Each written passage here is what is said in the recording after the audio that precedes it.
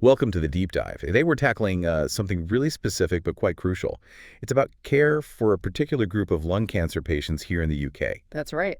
We're going to unpack the current situation around how often people diagnosed with ALK-positive non-small cell lung cancer, how often they're getting routine head MRIs. Exactly. And ALK-positive NSCLC, well, it's a type of lung cancer driven by a specific change, a rearrangement in the ALK gene. Right. This rearrangement fuels the cancer's growth, and, well, unfortunately, it's often found quite late, maybe stage IV.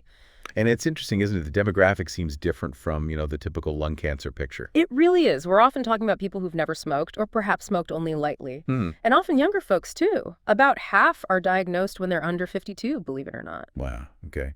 So let's delve deeper then. Why this specific focus, head MRIs for these patients? What's the big deal? Well, the main concern really is the higher likelihood. These patients have a significantly higher chance of developing brain metastases. Meaning the cancer spreads to the brain. Precisely. The cancer spreading to the brain. And the numbers are, well, they're quite striking.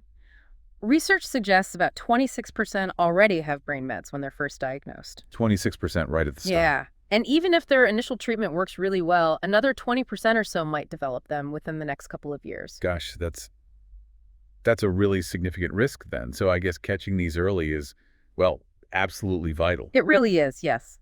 Identifying brain metastases early, when they're small, allows doctors to consider a treatment called stereotactic radiotherapy, SRS for short. SRS. Wow. Think of it as a very, very focused beam of radiation. Oh. It can target tiny tumors in the brain with incredible precision. So why is that SRS approach so important? I mean, what are the alternatives and what are the real upsides of catching things early like this? Well, treating brain mets early with SRS can potentially prevent some really serious debilitating problems. Like what? Things like impaired thinking, cognitive issues, weakness in arms or legs, even seizures. Right. Stuff that really impacts quality of life. Hugely. And it can also mean patients might avoid needing long-term steroids or at least reduce their reliance on them, which, steroids come with their own set of side effects. Sure. The main alternative treatment, often whole brain radiotherapy, well, it tends to control the spread for a shorter time, generally speaking, and can have more significant side effects itself. Okay. And crucially, if diagnosis gets delayed, if those metastases get bigger or more numerous, Then SRS might not even be an option anymore. exactly, you might lose that window for the most targeted, potentially less toxic treatment. Right. Okay. That paints a very clear picture. It's not just about, survival stats, but really about maintaining a good quality of life during treatment. That's a huge part of it. Now, for this deep dive, we're not just spitballing here. We've got some specific information guiding us, haven't we? Yes, definitely. Our main source today is a report from the charity ALK Positive Lung Cancer UK. Okay. And this report, it includes findings from surveys they actually did with patients, real-world data, plus their recommendations for what they think a national protocol should look like. And we're also looking at other guidelines, just for context. Yeah, we'll touch on some existing guidance from bodies like NICE, ESMO, that's the European Society for Medical Oncology, ASCO, COESO, KFIFE, just to see where things stand more broadly. Okay, great. So our mission today then is to really get under the skin of what's actually happening now in the UK with these head MRIs for this specific group. Mm-hmm. And understand why ALK Positive UK is pushing so hard for a standardized national approach.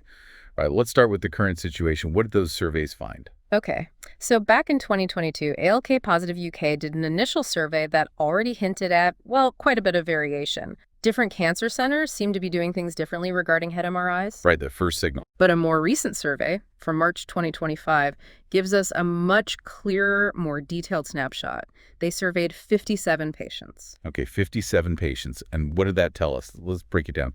What about those who already had brain metastases? Right, so of the 57, there were 15 patients who had already been diagnosed with brain mets. For them, the picture was, well, reasonably consistent. How so? The vast majority, 86%, were getting MRI scans every 3 months. Okay, pretty frequent. Yes, though a couple were having them less often, and interestingly, one person reported having CT scans instead of MRI for surveillance. CT instead of MRI. We'll come back to why that matters. So for those with known brain mets, mostly 3 monthly MRIs, what about the bigger group, the 42 patients who didn't have brain mets when surveyed? Well, this is where the inconsistency really jumps out at you. It's quite stark, How varied are we talking? significantly varied. So get this, 38%, more than a third, reported that they never had routine MRIs. Never, despite being in this high-risk group. Apparently so, according to the survey responses. Then you had 40% getting them every 6 months, Okay, that sounds more proactive. and 14% were having them annually, so once a year.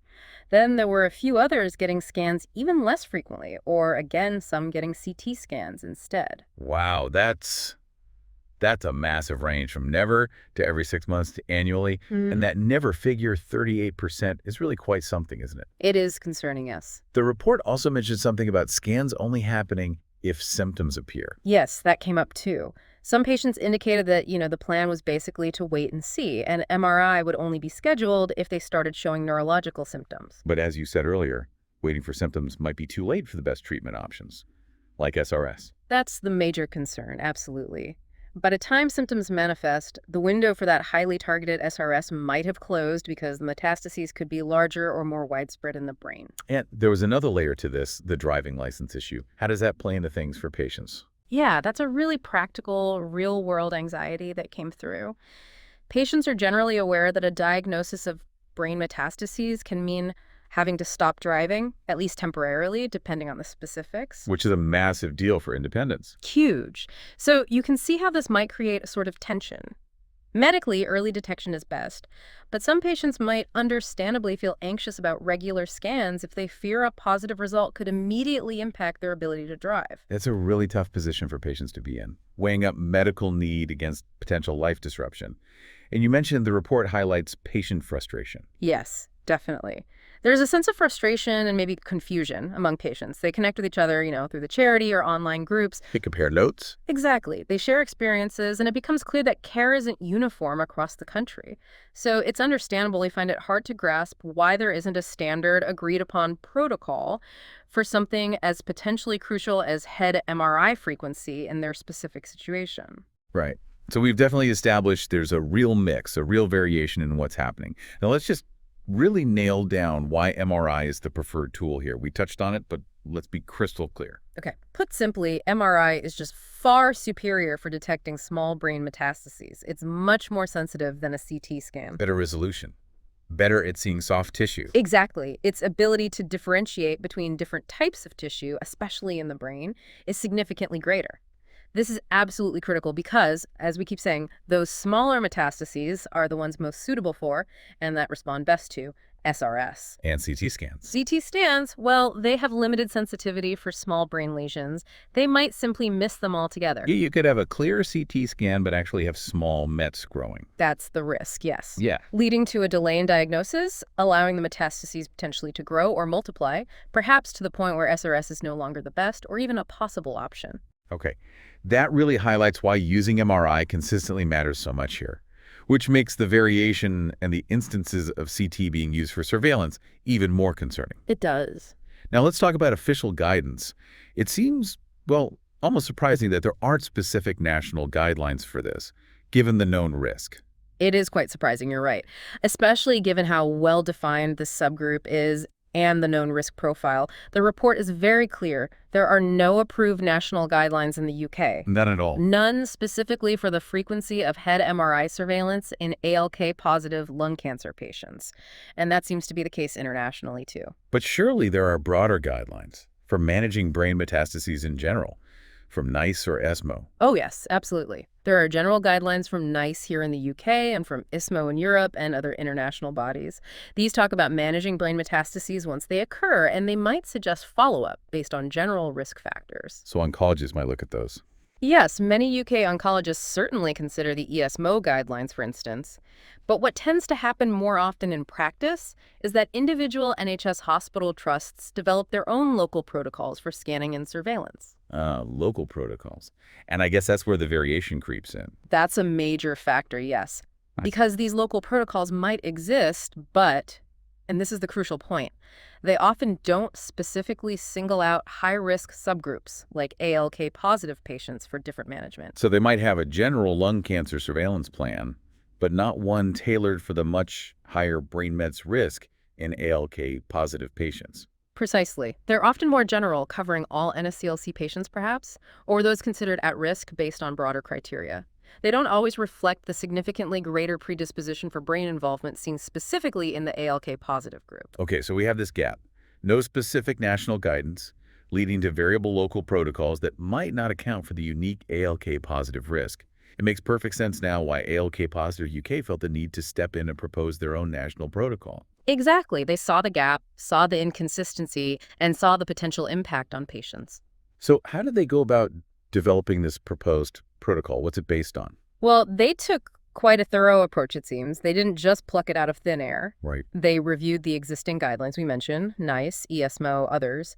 They also looked closely at the protocols already being used in UK centers that actually treat a large number of ALK-positive patients. Trying to find best practice examples already out there. Kind of, yeah. Identifying what the centers with the most experience are doing. And very importantly, they got input from leading UK thoracic oncologists who specialize in this area. Okay, so it sounds like it's grounded in existing evidence, current best practices where they exist, and expert clinical opinion. That seems to be the basis, yes. So what are the actual recommendations? What does this proposed protocol look like? Okay, so it sets out a pretty clear schedule. First off, at the point of diagnosis, all patients newly diagnosed with ALK-positive NSCLC should get a head MRI. A baseline scan for everyone. Makes sense. Absolutely fundamental. Establish the baseline, see if anything's there already, and have that point of comparison for the future. Okay. And what if that baseline scan is clear? No brain mets at diagnosis. For those patients, the recommendation is routine MRI scans every 6 months. 6 monthly surveillance. Okay. That's definitely more proactive than the never or annually we saw in the survey. It is. It aims for regular monitoring in this high-risk group, even if the baseline was clear. Right. And what about the other scenario? Patients who do have brain mets found at diagnosis, or perhaps develop them later during treatment. For that group, the proposal is more frequent scans, specifically every 3 months. 3 monthly, which matches what many patients with mets were already getting in the survey. Yes, it aligns with that. However, the protocol also adds a bit of nuance here. Oh, It includes a provision, a possibility to actually reduce the frequency slightly, perhaps to every 4 or even 6 months, if the patient has a really good and durable response to their treatment. okay. So if the treatment is working really well on the brain mets. Exactly. If they achieve either a complete response, meaning the Mets disappear on scans, or what's called a durable partial response, meaning there might be some minimal residual abnormality left, but it's stable, not growing, for at least a year. I see. And importantly, this potential reduction in scan frequency is specifically mentioned in the context of patients being treated with second-generation TKIs. TKIs, tyrosine kinase inhibitors, the targeted therapies. That's right. Drugs like alectinib or brigitinib. These are known to be quite effective, including in the brain. So if they're working well and keeping things stable for a long time, maybe slightly less frequent scanning is okay. That adds a layer of personalized adjustment based on treatment response and the specific drug class. That makes clinical sense. It tries to balance vigilance with, not overstanding, perhaps. And the report also flags that this might need updating, thinking about newer drugs. Yes, that's a really important caveat they include. They explicitly state that this proposed protocol, this best practice statement, is primarily based on the evidence around those second-generation TKIs like alectinib and brigitinib. But treatments are evolving fast in ALK, aren't they? Incredibly fast. We now have third-generation TKIs like lorlatinib, and lorlatinib has shown, even greater effectiveness, particularly in getting into the brain and controlling metastasis there. So if lorlatinib becomes the standard first-line treatment, then the thinking about MRI frequency might need to change again. As these newer, potentially even more effective drugs are used up front, the optimal surveillance strategy might need reevaluation to reflect that improved brain penetration and control. The protocol might need tweaking down the line. it highlights how dynamic this field is. Constant updates needed. Absolutely. So let's step back now.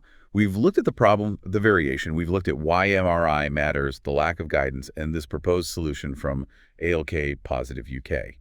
What's the big takeaway here? The so what? Why is this push for a national protocol really so important for patients? Well, fundamentally, it comes down to improving patient outcomes and, just as importantly, their quality of life. How so? Because, as we've discussed, catching brain metastases early through routine, consistent MRI surveillance, it opens that door. The door to SRS. Yes, to highly effective targeted treatments like stereotactic radiotherapy. Using MRI effectively means you're more likely to find METs when they are small and manageable with SRS. Which leads to Better control of the cancer in the brain, potentially preventing those debilitating neurological symptoms we talked about, the cognitive issues, the weakness, the seizures, things that drastically impact daily life. and avoids maybe more toxic treatments. And potentially reduces the need for treatments like whole brain radiotherapy, which can have more significant long-term side effects. So ultimately, it's about giving patients the best possible chance for a longer life and a better quality of life during that time. It's about empowerment through early detection and better treatment options. And it really does shine a light on the crucial role of patient advocacy groups, doesn't it? Like ALK Positive UK here. Oh, absolutely. Their work is vital. Systematically collecting that patient data, doing the legwork of reviewing guidelines, talking to the clinical experts, it's absolutely instrumental. Bringing the patient voice right into the discussion about care standards. Exactly. It shows how patient groups can identify these gaps and actively push for best practices, advocating directly for the very specific needs of their community. It's powerful stuff.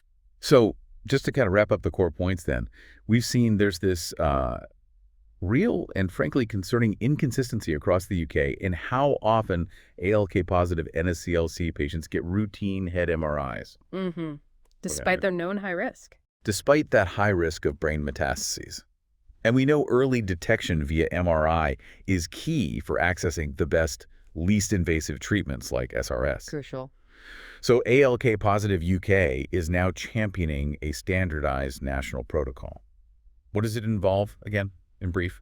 Baseline MRI for everyone at diagnosis. Then 6 monthly MRIs if the baseline is clear. And for those with METs, 3 monthly scans, but with the potential option to reduce frequency to maybe 4 or 6 monthly if second-gen TKIs are working really well and keeping things stable for over a year. Right. A clear, risk-adapted strategy. That's the goal, a clear, evidence-informed strategy tailored to this group. And the potential benefits seem pretty clear. Better detection, better treatment options, hopefully better outcomes, and quality of life. That's certainly the hope and the driving force behind the proposal. Implementing something like this could really standardize and improve care significantly for these patients across the UK. It definitely feels like a logical and, arguably overdue step forward. It really does make you think, though, doesn't it? Beyond this specific case. Well, you have this clear rationale, right? A specific patient group, a known elevated risk for a particular complication, brain mets, and effective treatments available if you detect it early. So when you see such inconsistency in screening for this group, what does that suggest about other situations? That's a really interesting point. Are there other cancers, other patient populations with known high risks for certain things where screening or surveillance is just as inconsistent?